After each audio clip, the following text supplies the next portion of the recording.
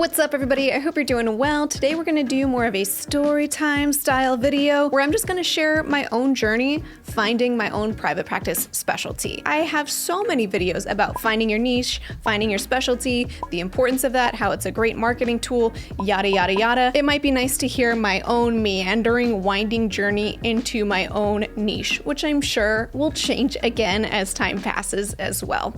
So let's get into it. So as it stands right now, my current specialty in my private therapy practice is working with folks who identify as being misunderstood or marginalized by the church, with a particular emphasis on folks who identify both as LGBTQ and Christian, or who come from a Christian background and identify as LGBTQ. And I'm fully LGBTQ affirming, to be clear. And it might be helpful to have a little context on how I was inspired to pursue a career as a therapist, because it definitely influenced my initial specialty. When I was 14 in high school, I developed very severe panic disorder. Today's video is not the one where I'm going to get into the details of that, but basically I wound up going to the library, scouring books, trying to figure out what was happening to me because I thought I was going crazy. I was going to the ER, all the textbook things, and eventually decided to try systematic desensitization on myself. Thanks, library books. This is before you could find this stuff on a simple internet search. And the systematic desensitization completely worked. It was incredible and challenging and amazing. While I was having panic attacks,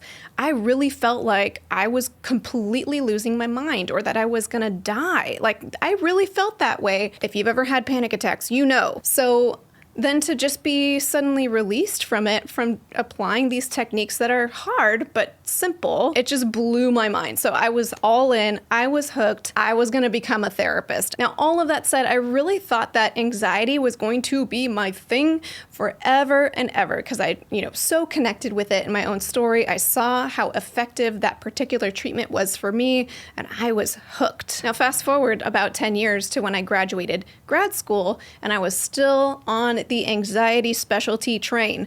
I did my postdoc in a private practice setting, and I emphasized working with folks dealing with anxiety. The practice that I was working in also was a Christian group practice, so I was primarily serving folks who identified as Christian, who were also dealing with various anxiety disorders, of course, panic disorder, and also a particular interest of mine at the time was scrupulous OCD, and I genuinely enjoyed that specialty. I still do. I love implementing systematic desensitization and other CBT-based interventions for anxiety. However, there's something that started happening.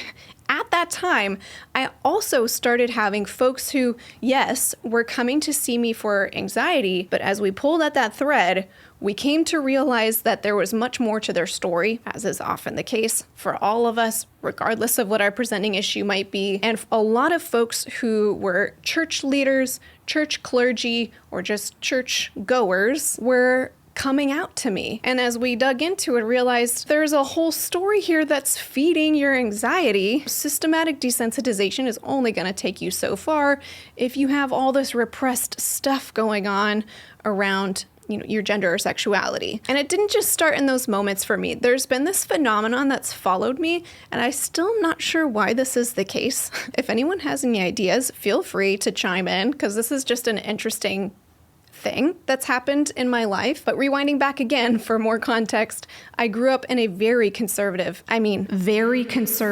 evangelical Christian upbringing. Like, all the stereotypes you've ever heard were probably applicable. And of course, when you're a child in this context, that's all you know. So that's all I knew growing up as a child. And I was taught certain things about how to understand folks who identify as LGBTQ as a child that I'm not even going to repeat in this video because they are such harmful ideas. As a child, I believed them because that's what the powers that be taught me. And so I just went along with it without really questioning it. But things started to change for me because around college, I noticed that a lot of my friends who I knew from my own Christian circles started coming out to me. I'm sure I said and did things that weren't ideal or potentially even harmful in those moments when it first was happening. But I definitely went through an internal turmoil to say, well, I was taught these things about what this experience looks like, but I know my friend.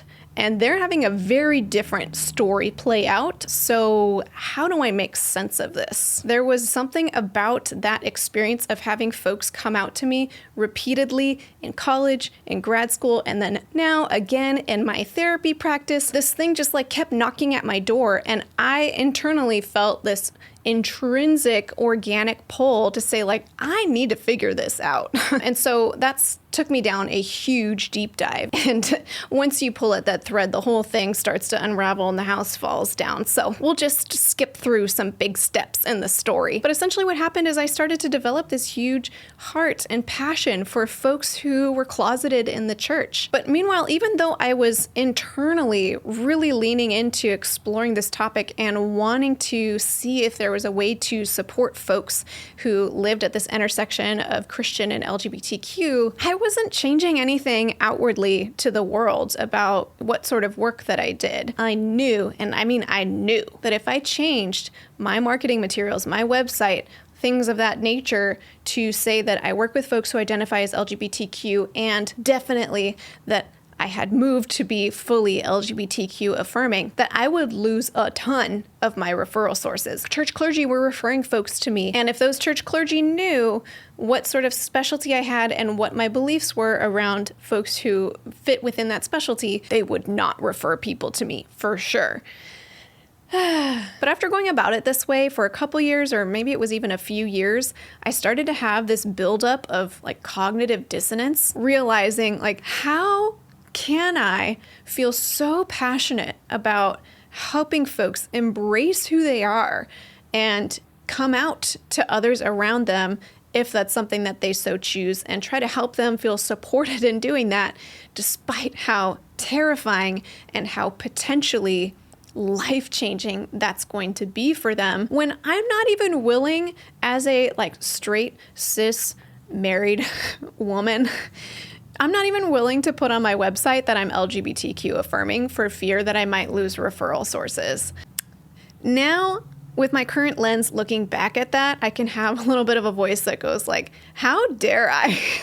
But I know that that was just part of my process, and that's where I was at the time. It just clearly took me a hot minute to get there. So I thought, I have so little to lose by identifying my specialty that I absolutely have to be willing to do at least that if I so care about working with the folks that I really want to work with. And so somewhere around like 2017, 2018 is when I changed my marketing language to be very clear that I take on very progressive Christian views, I'm LGBTQ affirming, and I really enjoy working with folks who identify as LGBTQ and Christian, amongst other phenomena that tend to happen amongst folks who have like kind of misunderstood or marginalized experiences within the church. And of course, now looking back, I can genuinely say like that was the best decision ever. I did definitely get blacklisted from a bunch of my referral sources. I'm going to say something that I think has gotten kind of cliche, particularly from folks who do private practice consulting like I do. But when I niched down into something very specific, not only did I enjoy that work more, but my practice had a much easier time staying full. For those people who are looking for that specific thing, they definitely felt comfortable once they saw my website and would reach out to me. At least I think that's probably how it happened. For one reason or another, it made it a lot easier to keep my practice full. Now, part of the reason why I thought it would be helpful to make this video is because I wanted to emphasize just how possible it is for our specialty to be very organically influenced by our own life experiences. But I hope in sharing the story that it offers some permission to explore, meander, and yes, maybe choose a specialty that makes the most sense for now, and let it grow and evolve and change as you grow and evolve and change as a human. You can change your marketing materials accordingly,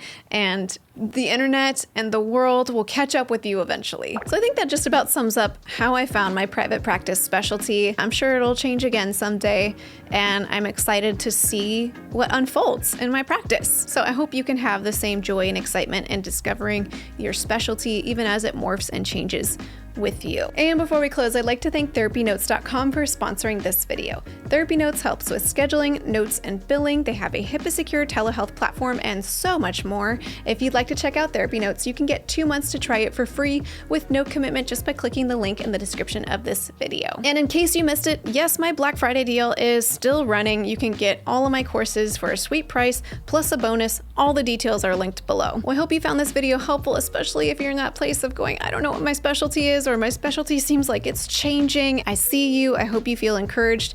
Or maybe you're pretty set on your specialty. I hope then you found this to be a positive story to listen to. And until next time, from one therapist to another, I wish you well.